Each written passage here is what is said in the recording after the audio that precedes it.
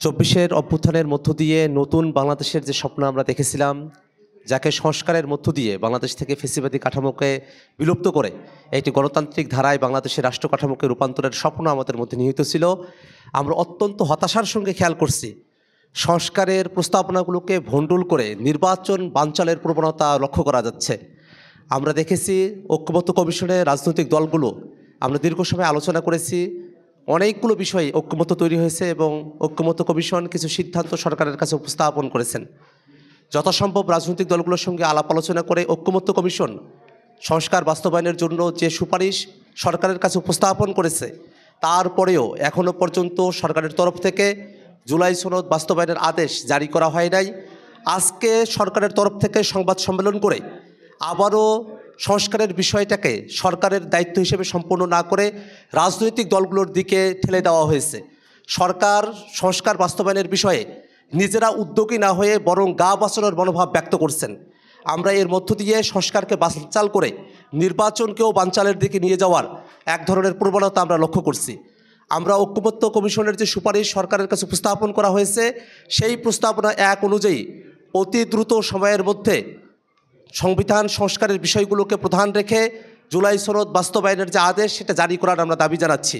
সাংবাদিক বন্ধুগণ, আমরা রাজনৈতিক দলগুলো অনেক কথা বলেছি, অনেক আলোচনা করেছি, যতদূর সম্ভব আমাদের মধ্যে আলাপ আলোচনা হয়েছে। সেই আলাপের ভিত্তিতেই ঐক্যমত্য কমিশন সুপারিশ উপস্থাপন করেছে। সেই সুপারিশের ভিত্তিতেই সরকার আদেশ জারি করবে, সেটাই হওয়ার কথা ছিল। কিন্তু আজকে যখন সরকারের তরফ থেকে সংবাদ সম্মেলন করে আরও এক সপ্তাহ রাজনৈতিক দলগুলোকে আলাপ আলোচনার কথা বলা হয়, তখন মনে হয় যে সরকার আসলে এই সংস্কারের বিষয়গুলোকে নিয়ে সাপ লুডো খেলছে। আমরা 96-তে পৌঁছে গিয়েছিলাম, সেটাকে আবার টেনে নিয়ে আসা হয়েছে সাপ কেটে। এই অবস্থায় বাংলাদেশের বর্তমান যে রাজনৈতিক পরিস্থিতি, তাতে সংকটের আরও ঘনীভূত হচ্ছে। আমরা মনে করছি এটার মধ্য দিয়ে সরকার আসলে গণঅভ্যুত্থানের মধ্য দিয়ে তাদের যে ম্যান্ডেট ছিল, সেই ম্যান্ডেটের ক্ষমতাকে তারা ইগনোর করে যাচ্ছে। সংস্কারের বিষয়টাকে বাস্তবায়নের জন্য অন্তর্বর্তীকালীন সরকারের প্রতি বাংলাদেশের সকল মানুষের আকুণ্ঠ সমর্থন ছিল, কিন্তু সরকার জনগণের আকুণ্ঠ সমর্থনকে উপেক্ষা করে সংস্কারের বিষয়ে তারা তাদের দৃঢ় ভূমিকা নিতে ব্যর্থ হচ্ছে। আমরা সরকারের কাছে আহ্বান জানাই, আর রাজনৈতিক দলগুলো যারা আছে তাদের সঙ্গে আলোচনা করে সংস্কারকে পিছিয়ে দেওয়ার কোনো চেষ্টা বাংলাদেশের জনগণ সেটাকে সহ্য করবে না।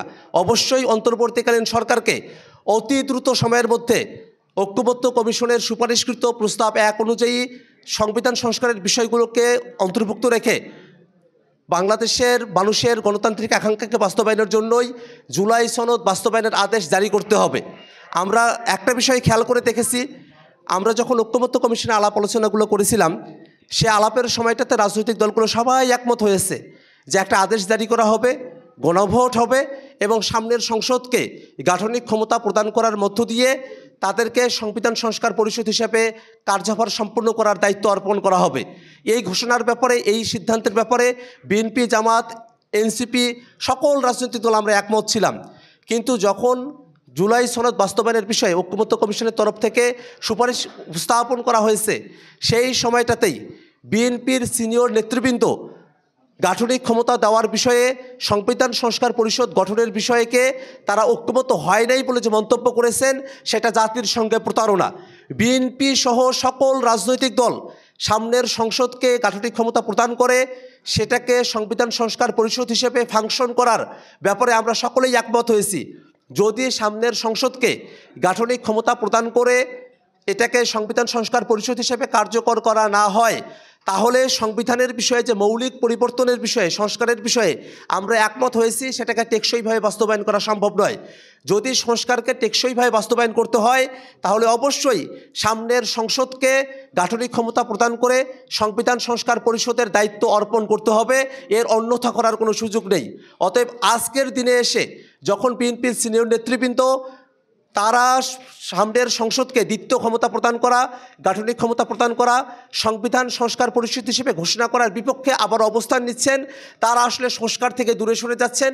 বাংলাদেশের মানুষ যারা আছে তাদের সঙ্গে তারা প্রতারণা করছেন। কোনোভাবেই বাংলাদেশের মানুষ সংস্কার কোনোভাবে ভণ্ডুল হয়, নির্বাচন বানচাল হয়ে পড়ে, সেই ধরনের কোনো পদক্ষেপের সঙ্গে বাংলাদেশের মানুষ একাত্ম হবে না।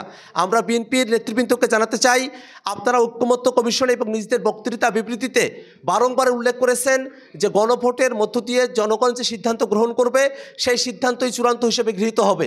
কিন্তু আজকের দিনে এসে গণভোটের সিদ্ধান্তকে সামনের সংবিধান সংস্কার পরিষদে বাধ্য করার যে সুপারিশ ঐক্যমত্য কমিশন জানিয়েছে, আপনারা তার বিপক্ষে অবস্থান নিচ্ছেন যে গণভোটের সিদ্ধান্ত চূড়ান্ত হবে না, গণভোটের সিদ্ধান্ত বাইন্ডিং হবে না, বাধ্যতামূলক হবে না। এটা স্পষ্টতই জনগণের রায়ের প্রতি শ্রদ্ধা না থাকার শামিল। আমরা স্পষ্ট করে ঘোষণা করছি, গণভোটের মধ্য দিয়ে জনগণের যে অভিপ্রায় ব্যক্ত হবে সেটাকে বাধ্যতামূলক ধরে নিয়ে সেই বাধ্যতামূলক সিদ্ধান্তের অন্যথা যাতে না হয় তার গ্যারান্টি সরকারকে জুলাই সনদ বাস্তবায়ন আদেশে অন্তর্ভুক্ত করতে হবে। কোনোভাবেই এর অন্যথা করার কোনো সুযোগ নেই। আমরা সরকারের কাছে উদাত্ত কণ্ঠে আহ্বান জানাই যে সংস্কার বাস্তবায়নের বিষয়গুলো নিয়ে আমরা আলাপ আলোচনা করেছি তাতে যেন কোনোরূপ অন্যতা না হয়, 24-এর আকাঙ্ক্ষার বাইরে যাওয়ার জন্য কোনো পরিস্থিতি তৈরি না হয়, সে ব্যাপারে আমাদের সকলকে আমাদের সতর্ক থাকতে হবে এবং সরকারকে সঠিক পদক্ষেপ গ্রহণ করতে হবে। আমরা একটা কথা আবারও আপনাদের কাছে জানিয়ে রাখি, এমনও হয় অনেকগুলো দেশে যদি কোনো একটি সংসদ বা গণপরিষদ তারা সংবিধান তৈরি করতে নির্দিষ্ট সময়ের মধ্যে ব্যর্থ হয়, সেক্ষেত্রে সেই সংসদ বা গণপরিষদকেই বিলুপ্ত করে দেওয়া হয়, নতুন নেতৃত্ব আসেন, তারা সেটাকে নতুন করে তারা ফর্ম হন এবং তারা সেটাকে বাস্তবায়নের দিকে অগ্রসর করে নিয়ে যান। কিন্তু এই জায়গায় কিন্তু তেমন কঠিন পদক্ষেপের কথাও বলা হয়নি, শুধুমাত্র এতটুকুই বলা হয়েছে যে গণভোট বাস্তবায়নের বিষয়ে বাধ্যবাধকতা যদি 270 দিনের মধ্যে গণভোটের সিদ্ধান্তকে বাস্তবায়ন করা না হয়, অটোমেটিক্যালি সেই সিদ্ধান্ত বাস্তবায়ন হবে। সংসদও ভেঙে দেওয়ার কোনো আলাপ এখানে করা হয় নাই। তথাপিও কেন এই গণভোটের সিদ্ধান্তকে বাধ্যতামূলক করা হবে না সে বিষয়টা নিয়ে এখনও পর্যন্ত কোনো দলের তরফ থেকে কোনো স্পষ্ট ব্যাখ্যা না থাকলেও আমরা এর মধ্যে দলগুলো, বিশেষত বিএনপি, এই যে বাধ্যবাধকতা থেকে নিজেদেরকে সরিয়ে রাখতে চায়, তার মধ্য দিয়ে তারা সংস্কারকে যে ধারণ করে না, সংস্কারকে যে পালন করতে তারা আগ্রহী নয়, সেই বিষয়টাই তাদের এই বক্তব্যের মধ্য দিয়ে প্রতীয়মান হয়। আমরা আজকের এই সংবাদ সম্মেলন থেকে আমরা আরও জীবন দিয়েছে, সংস্কারকে বাস্তবায়ন করতে হবে, এর অন্যথা করার কোনো সুযোগ নেই। আমরা এই বিষয়টাও খেয়াল করছি যে সরকারের ভিতরের কোনো একটা পক্ষ ঐক্যমত্য কমিশনের যে সিদ্ধান্ত এবং সুপারিশ তার বাইরে গিয়ে নিজেরাই একটা ঐক্যমত্য কমিশন হওয়ার প্রচেষ্টা তারা করছেন।